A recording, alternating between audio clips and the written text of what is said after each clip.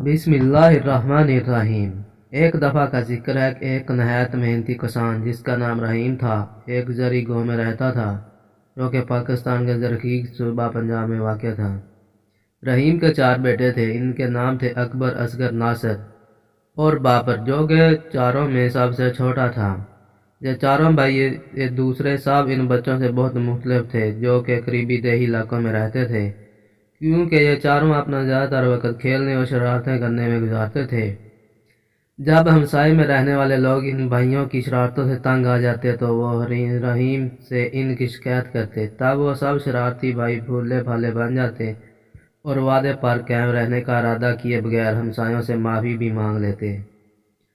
گاؤں میں ایک ہی پرائمری اسکول تھا۔ رحیم نے اپنے چاروں بیٹوں کو وہاں اس امید میں داخل کرا دیا کہ ان کے اندر کوئی نظم و ضبط قائم ہوگا، مگر یہ سب بھائی روزانہ صبح اسکول بہت دیر سے جاتے اور استاد خواہ کتنا دفعہ ڈانٹ ڈپٹ کرے مگر وہ اپنے طور طریقے نہ بدلتے۔ رحیم بہت ہی رحم دل انسان تھا اور اس نے کبھی اپنے بیٹوں کے ساتھ سخت کلامی نہیں کی، بلکہ وہ ان کے پاس بیٹھ جاتا اور ان کو دلائل دے کر سمجھانے کی کوشش کرتا۔ پیارے بیٹو، رحم دل والد نے ایک دن بہت پیار سے کہا، تم لوگ ابھی بہت کم سن ہو اور اپنا تمام وقت کھیل کود میں گزارتے ہو، لیکن اگر تم نے اس عمر میں محنت کرنا نہ سیکھا تو جب تم لوگ بڑے ہو جاؤ گے تو کچھ بھی کرنے کے قابل نہیں ہوگے۔ سب سے بڑے بیٹے یک زبان ہو کر بڑے جوش سے کہتے، ابا جان آپ بالکل فکر نہ کریں، ہم بہت جلد سب کچھ سیکھ لیں گے، ہم وعدہ کرتے ہیں۔ لیکن جیسے ہی ان کے والد انہیں ایک اور موقع دینے کے لیے راضی ہوتے تو چاروں بھائی اپنا وعدہ فوراً بھول جاتے اور جلد ہی اپنے پرانے طور طریقوں پر اتر آتے اور وہ جدھر بھی نکل جاتے شرارتیں کرتے، تباہی اور بربادی ڈھاتے نظر آتے۔ اگر کوئی ان سے کوئی کام کرنے کے لیے کہتا تو وہ سب طرح طرح کے بہانے بنا دیتے، جبکہ دراصل یہ چاروں بھائی نہایت سست اور کاہل تھے۔ پھر اسی طرح دن، مہینے اور سال گزر گئے اور یہ چاروں بڑھ کر جوان ہو گئے۔ انہوں نے پڑھنا لکھنا بالکل نہ سیکھا اور نہ ہی انہوں نے کھیت پر کوئی کام والد کی مدد کے لیے کیا۔ وہ ہمیشہ ایک دوسرے کو اپنی من گھڑت فضول باتوں اور مشکلات کے لیے الزام دیتے رہتے اور ان میں سے کسی ایک نے بھی کبھی ایک دفعہ بھی اپنے برے طور طریقے کے لیے اپنی ذمہ داری قبول نہیں کی۔ آخر رحیم ایک ضعیف اور بوڑھا آدمی ہو گیا، مگر وہ پھر بھی کھیت پر سارا دن خود اکیلا ہی کام کرنے پر مجبور تھا۔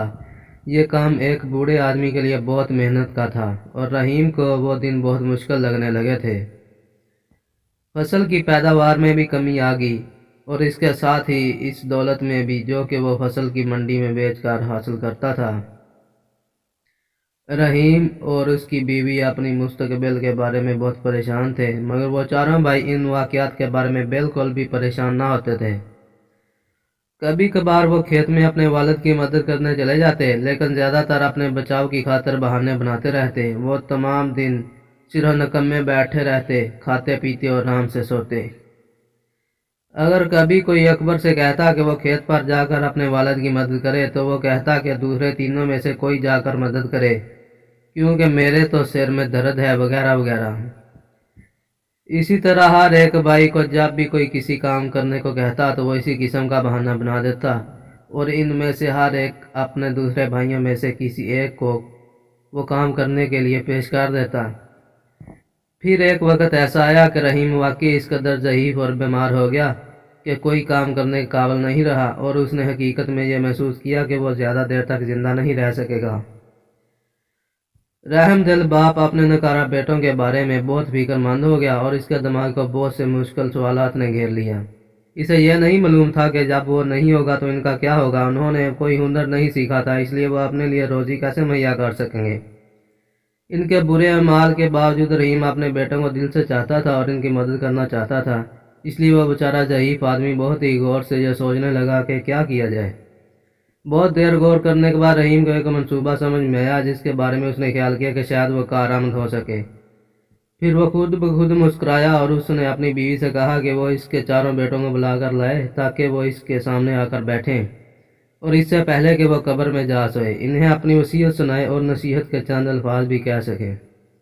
رحیم کی بیوی یہ سن کر بہت پریشان ہو گئی کیونکہ وہ اپنے خاوند کو بہت چاہتی تھی۔ بہرحال اس نے اپنے بیٹوں کو بلایا اور انہیں ان کے والد کی خواہش کے بارے میں بتایا۔ چاروں بھائیوں کو اس بات کا بہت صدمہ ہوا کہ ان کا باپ فوت ہو جائے گا۔ وہ اپنے والد کے قدموں کے پاس اس کی آخری وصیت سننے کے لیے بیٹھے ہی رونے اور آزاری کرنے لگے۔ پیارے بیٹو، رحم دل باپ نے کہا، میں نے زندگی بھر تم سے محبت کی اور تمہاری دیکھ بھال کی۔ میں نے واقعی پوری کوشش کی کہ تم خوشی اور آرام و عیش سے رہو۔ میں تمہاری حفاظت کرتا رہا، لیکن اب میں بوڑھا اور بیمار ہوں اور جانتا ہوں کہ میں جلد ہی مر جاؤں گا۔ بوڑھا پھر کھانسنے لگا۔ اس کی سانس میں کھڑکھڑاہٹ تھی اور اب چاروں بھائی خود دیکھ سکتے تھے کہ ان کا باپ حقیقت میں بہت بیمار تھا۔ لیکن میں نے ایک بہت بڑا خزانہ تم لوگوں کے لیے بچا رکھا ہے، رحیم نے گفتگو جاری رکھتے ہوئے کہا، تاکہ تمہاری زندگی میرے جانے کے بعد بہت عرصے تک آرام سے گزرتی رہے۔ بہت زمانہ گزرا، میں نے اپنے کھیت کی زمین میں کسی جگہ ایک بہت بڑا اور بہت گہرا گڑھا کھودا۔ پھر میں نے اس گڑھے میں اس خزانے کو اس وقت کے لیے کہ جب تمہیں اس کی ضرورت پڑے حفاظت کے ساتھ دفن کر دیا، لیکن اب مجھے بالکل یاد نہیں رہا کہ وہ کس جگہ پر ہے۔ چاروں بھائی ایک دوسرے کی طرف تعجب سے دیکھنے لگے، لیکن وہ اپنے باپ کے خزانے کو تصور سے کافی خوش بھی نظر آ رہے تھے۔ میرے مرنے کے بعد تمہیں اس کا سراغ لگانا ہوگا اور اسے کھود کر نکالنا ہوگا، رحیم نے بات جاری رکھی۔ پھر تم اپنے چچا سے، جو کہ اس وقت خاندان میں سب سے بڑے ہوں گے، درخواست کرنا کہ وہ خزانے کو تم چاروں میں برابر تقسیم کر دیں گے۔ اس کے لیے آپس میں جھگڑے مت کرنا، اپنے چچا کے فیصلے کی تعظیم کرنا۔ یاد رکھو کہ اپنے بڑوں کی عزت کرنا ہماری تہذیب کا ایک اہم حصہ ہے۔ تمہیں ان کی عزت کرنے کو اپنا فرض سمجھنا چاہیے۔ چاروں بھائی کھیت میں دفن کیے ہوئے خزانے کو فوراً ہی ڈھونڈنے کے لیے مضطرب نظر آنے لگے۔ رحیم نے یہ ظاہر کیا کہ اس نے اپنے بیٹوں کے اس رویے کو دیکھا ہی نہیں اور اس نے اپنی تقریر جاری رکھی۔ ایک اور نصیحت جو کہ میں تمہیں دینی چاہتا ہوں وہ یہ ہے کہ تم لوگ ایک دوسرے کے ساتھ کبھی مت لڑنا۔ تمہارے دشمن تمہیں منصوبہ بندی اور ساز باز کرنے کے لیے اکسائیں گے، لیکن کچھ بھی ہو جائے تم چاروں ہمیشہ متحد رہنا۔ مل جل کر تم سب بہت طاقتور رہو گے اور کوئی بھی تمہیں نقصان نہیں پہنچا سکے گا، اور کسی کو بھی اس خزانے کے بارے میں اس وقت تک مت بتانا جب تک تمہیں وہ مل نہ جائے۔ جب رحیم نے اپنی تقریر ختم کی تو اس نے آنکھیں بند کر لیں، پھر وہ جلدی فوت ہو گیا۔ اپنے والد کے جنازے اور تدفین کے بعد ان بھائیوں نے اپنے کھیت کے دوسرے سرے سے کھودنے کا فیصلہ کیا۔ انہوں نے اب تک اپنی زندگی بہت سستی، کاہلی، آرام اور عیش میں گزاری تھی، اس لیے کھیت کے تھوڑے سے حصے کو کھودنا بھی ان کو بہت مشکل لگا۔ سست اور کاہل سب بھائی جلد ہی ہار کر گھر پر آرام کرنے کے لیے چل دیے۔ اگلے دن پھر ایسا ہی کیا، پھر اس سے اگلے دن اور اس سے بھی اگلے دن ایسے ہی کرتے رہے، جہاں تک کہ آہستہ آہستہ مگر یقیناً کھیت کا زیادہ تر حصہ بھائیوں نے کھود ہی لیا۔ ان کو اسی طرح کام کرتے مہینہ بھر اور گزر گیا، مگر انہیں دفن کیا ہوا خزانہ نہیں ملا۔ وہ کسی اور سے اس کا ذکر بھی نہیں کرنا چاہتے تھے اور نہ ہی کسی کی مدد لینا چاہتے تھے، کیونکہ وہ اس خزانے میں کسی اور کو حصہ دار نہیں بنانا چاہتے تھے۔ وہ سب کھدائی کرتے کرتے بہت تھک گئے تھے، مگر ان میں سے کوئی بھی اس خزانے کو چھوڑنا نہیں چاہتا تھا۔ آخر کار بھائیوں نے غور کیا کہ انہوں نے پورا کھیت کھود ڈالا، لیکن خزانے کا کوئی سراغ نہیں ملا۔ تب انہوں نے خیال کیا کہ ان کے باپ نے خزانہ بہت ہی گہرا دفن کیا ہوگا، اس لیے انہوں نے اور بھی زیادہ گہرا کھودنے کا فیصلہ کر لیا۔ ایک اور مہینہ گزر گیا، مگر دفن کیے ہوئے خزانے کا کوئی نشان بھی نہیں تھا۔ سارا کھیت اب پوری طرح نیچے سے اوپر ہو چکا تھا اور ہمسائے بھی ان بھائیوں کی محنت پر رشک کرنے لگے تھے۔ آخر کار چاروں بھائیوں نے دفن کیے ہوئے خزانے کو کبھی بھی پا لینے کے خیال کو ترک کر دیا، مگر یہ دیکھ کر کہ انہوں نے کھیت کو اتنی اچھی طرح تیار کر لیا تھا، اس لیے انہوں نے وہاں پر اس موسم میں گیہوں کی کاشت کرنے کا فیصلہ کر لیا۔ جب فصل کاٹنے کا زمانہ آیا تو اس کھیت میں بہت اعلیٰ درجے کا اور بہت مقدار میں گندم پیدا ہوا، جس کو وہ سب بھائی منڈی میں لے گئے اور اسے ہزاروں روپیوں میں فروخت کر دیا۔